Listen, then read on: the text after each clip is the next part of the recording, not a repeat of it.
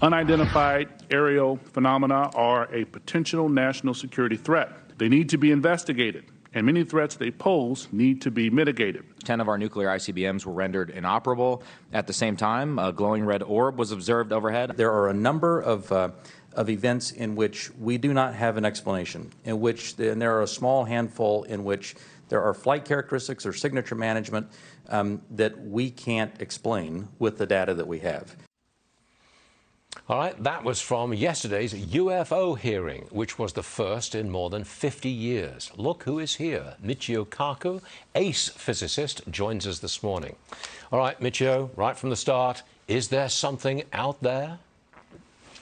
Well, 50 years ago, people concentrated on eyewitness accounts by members of the public who said they saw something in the sky. That's not enough.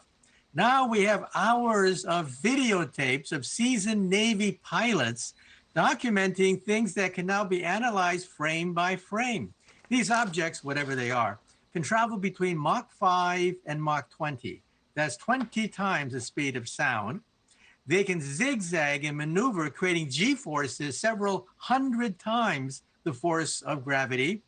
They can drop 70,000 feet within a matter of seconds. And get this, they can even swim underwater.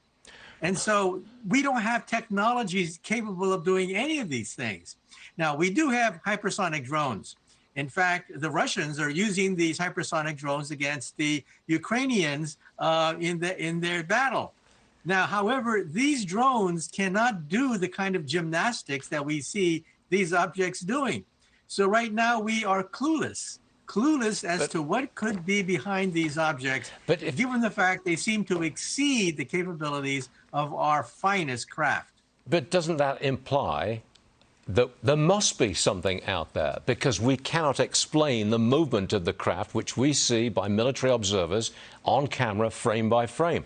That must mean that there is something out there.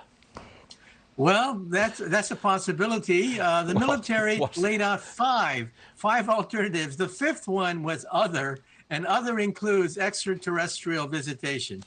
Okay, one last one. If we did make contact with aliens, we really did make contact with aliens, should we be told about it?